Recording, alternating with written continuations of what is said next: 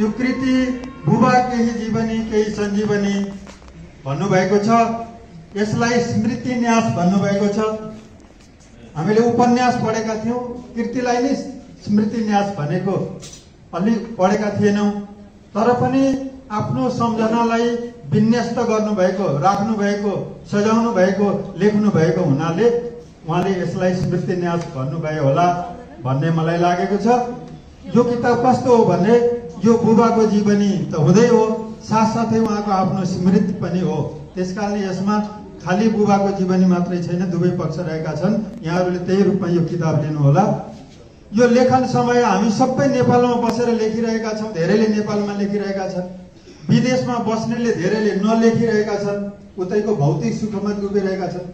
तर हाम्रो दुर्गा प्रसाद पोखरेललाई बेलायतमा बसे पनि, लन्डनमा बसे पनि, त्यहाँ व्यस्त जीवन बिताइरहे पनि उहाँलाई सधैँ दिन रात यो गाउँ बुबा आफ्नो संस्कार परम्पराले जहिले पनि टोकिरहेको छ। त्यसै कारणले यही टोकाइको परिणाम हो भन्ने लाग्छ। एउटा कुरा।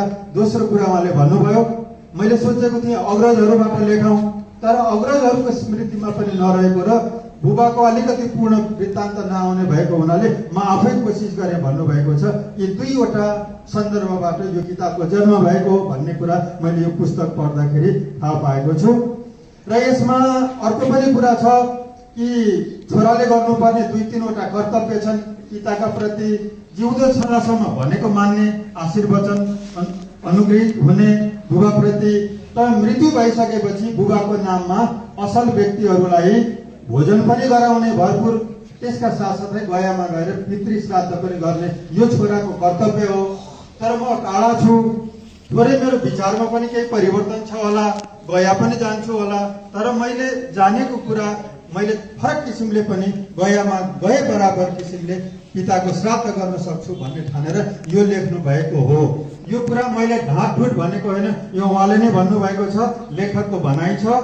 म हुँ साहित्यको छात्र, मेरो लेखन नै गया, शब्दको श्राद्ध हो मेरो, मेरो चिन्तन नै गया, यो पिण्डदान हो मेरो, बुबाका निम्ति अर्पण, भक्ति साथ स्मृति न्यास, श्रद्धाञ्जली समर्पण, बुबा केही जीवनी केही सञ्जीवनी, यो उहाँको एउटा श्राद्ध हो, यो गयाको कर्म हो भनेर उहाँले यसलाई लेख्नु भएको छ। त्यसैकारण यो कृति पिताप्रति समर्पित छ। यति भनेर त्यसो भए दुर्गा प्रसाद पोखरेलले आफ्ना बाबुको कृति मात्रै लेखेको हो त? त्यही उद्देश्यले लेखेको हो कि यो किताब लेख्नलाई दुर्गा प्रसादलाई अर्को कुनै कुराले प्रेरित गर्यो भन्ने कुरा पनि उहाँले पुस्तकमा लेख्नुहुन्छ। एउटा चाहिँ ताथीको उद्देश्य जस्तै हो, पिता श्राद्ध गरौं शब्द मार्फत, सम्झना मार्फत। आज गरेको गयाको श्राद्ध आजै मेटिएर जान सक्छ, तर यो हामीले राख्यौं भने जबसम्म लेखनको इतिहास रहन्छ तबसम्म त्यो इतिहास रहनेछ। सन्तान दर सन्तानले पनि पढ्नेछन् र बाबु, हजुरबाबु, जिजुबाबुका बारेमा जानकारी लिन सक्नेछन् भन्ने यो एउटा उद्देश्य हो। दोस्रो उद्देश्य यो किताब लेख्नको हो, पश्चिमी मुलुकमा मात्र नभई नेपाली समाजमा पनि पारिवारिक संरचना भत्कन लागेका कारण बुबाको पुस्ताको संघर्ष र आदर्श झल्काउनु अनि बुबाप्रति श्रद्धा जगाउनु यो किताब लेख्नको उद्देश्य हो। अब यो कति सफल हुन्छ हुँदैन त्यो हामीमा पनि निर्भर गर्दछ। बालमुकुन्द गुरुको छोरा बालमुकुन्द गुरुको पतलाई बेलायतमा भएर पनि पछ्याउनु भएको रहेछ। उहाँका यी कृति हुन् दुर्गाजीका। यसका साथसाथै यति मात्रै होइन, उहाँका छोरीहरू जो बेलायतमा पढ्दैछन् उनीहरूले पनि संस्कृतको अध्ययन गरेका छन् र त्यहाँ हुने शास्त्रार्थमा उनीहरू पनि भाग लिन्छन्। उहाँ पनि त्यहाँ हुने पुराण वाचक भएर काम गर्छन्। त उहाँले त पछ्याउनु भएछ। अब म उहाँको बारेमा टिप्पणी गर्दैछु। मेरै 2वटा छोराछोरी बाहिर गएका छन्। ल है, तिमीहरूले पनि यस्तो आस्था, यस्तो कुरा, मेरा दरालभरि साहित्यका किताब छन्, तिमीहरूले पढ्नुपर्छ है भन्यो भने उस्तै परे भने मेरो छोराछोरीले हे ड्याडी हावा कुरा नगर्नुहोस् भन्न मेरो लाग्यो। अरू यस्तो किसिमको परिस्थिति छ। हामी एउटा काम गरिरहेका छौँ, हाम्रो पेसा अर्कै छ, हामी कम्प्युटर इन्जिनियर छौँ। अब तपाईँले गरेको धानेको त्यही परम्परालाई धान्नुपर्छ भन्ने छ भन्ने यस्तो प्रतिवाद विवेक अलि समाजमा परिवारमा चलिरहेको अवस्थामा आफ्नो त्यो पुस्तालाई निरन्तर रूपमा अगाडि बढाउने जुन परिवार छ त्यो परिवारका संस्कारका प्रति बालमुकुन्द गुरु हजुरबा दुर्गा प्रसाद पोखरेल र उहाँका सन्ततिप्रति म धेरै आभार व्यक्त गर्न चाहन्छु।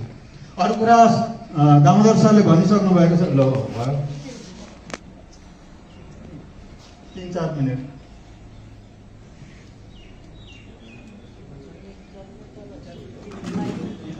यसलाई 5 खण्डमा वर्गीकरण गरिएको छ, तर नगर्दा पनि हुने खालको यो देखिन्छ।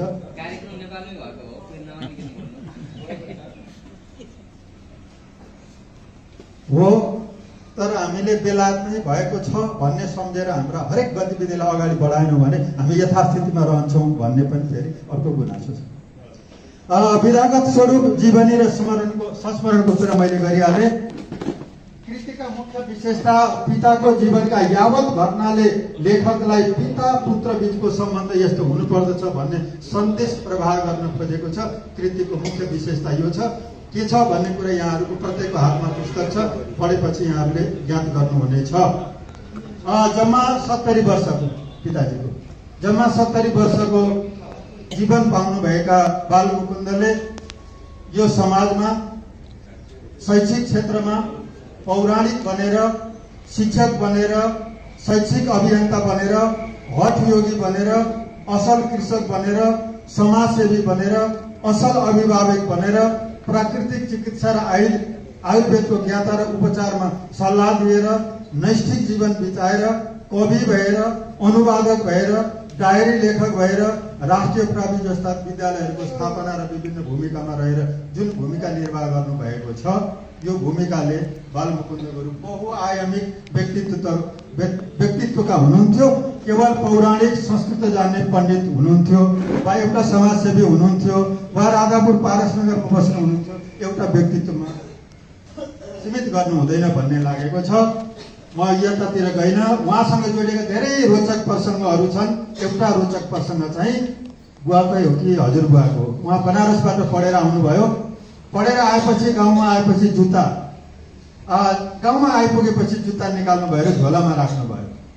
अनि झोलामा राखिसकेपछि यो यस्तो जुत्ता किन झोलामा राख्नु भएको भने जनताहरूले राम्रो जुत्ता लगाएको त्यति बेला राणाले पनि आरिस गर्थे, लगाउनु उनीहरूको अगाडि हुँदैन थियो। त्यस कारणले यो यहाँ झिक्नुपर्छ जुत्ता, र उहाँ हुँदा लगाउँथे तर यहाँ लगाउन पाइँदैन भन्ने किसिमको सन्दर्भ, अरू भूत प्रेतसँगका सन्दर्भ, अरू बाघबाट बचेर निस्केको सन्दर्भ जस्ता धेरै कुराहरू यसमा आएका छन्। र एउटा कुरा मैले यो किताब पढ्दाखेरि बालमुकुन्द गुरु जति बेला पनि सिकिस्त बिरामी मरेर बाँच्नु भएको, धेरै 4-5-7वटा उपचार, यदि समयमा उपचार नभएको भए उहाँको यो लीला धेरै छोटो आयुमा नै समाप्त हुन्थ्यो। त्यस्तोबाट सङ्घर्षबाट पनि गुज्रेर उहाँले समाजलाई के दिनुभएको छ, त्यसका लागि धन्यवादका पात्र हुनुहुन्छ।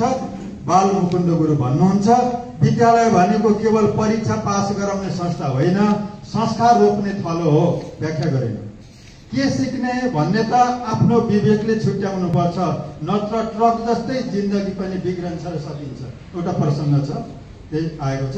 सजायभन्दा ठुलो सुधार हो, सजाय दिएर मात्र सुधार हो। एउटा मान्छे बिग्रियो भने उसलाई पूर्ण रूपमा सपार्न ऊ आफैभन्दा अरू कोही सक्षम हुँदैन। अरूले मात्रै के गर्ने हो, वातावरण दिने हो, भित्रबाट आयो भने। त्यसैले जुवा खेल्नलाई, जाँड खानेलाई, के बिग्रने कुलतमा लागेको मान्छेलाई नगर भनेर हुँदैन।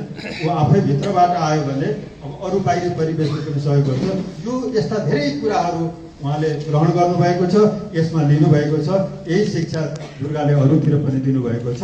र यसले पितालाई मात्र नभई लेखकलाई पनि चिनाएको छ। यो किताब पढ्दा बालमुकुन्द गुरु मात्र होइन, स्वयं लेखक दुर्गाप्रसाद पोखरेल एक पितृभक्त, आज्ञापालक, लगनशील, सुसंस्कृत राष्ट्रभक्त हुनुहुन्छ भन्ने कुराको जानकारी यसले दिएको छ। यसको पुष्टि हुने केही कुरा छन् भन्ने तपाईँहरूको जिज्ञासा हुन सक्छ। त्यो कुरा उहाँ अहिले समय छैन भने अर्को पटक आउँदा जुन छलफल हुनेछ त्यति बेला म यो सबै कुराको पुष्टि गर्नेछु। एउटा बलियो आधार यो पुस्तक रहेको छ। 202 पृष्ठमा उहाँको विचार यो एकदम साहित्यिक किसिमको छ। बीचबीचमा कविता र सूक्तिहरू छन्। अन्त्यको जुन 214 पृष्ठ यहाँले पढ्न लायक छ, पुराण वाचनका प्रसङ्गहरू छन्। उहाँले पितालाई गुरु, पिता र विष्णुका रूपमा लिएर अत्यन्त आदर व्यक्त गर्नुभएको छ। आज दुर्गाप्रसाद पोखरेल जे छ त्यो मेरा गुरु, मेरा पिता, मेरा देवता, मेरा विष्णुको म कारण भएको हुँ भनेर यति अनुग्रहित हुनुभएको छ। हामी पनि आफ्ना पिता पुर्खाप्रति यसरी नै अनुग्रहित हुन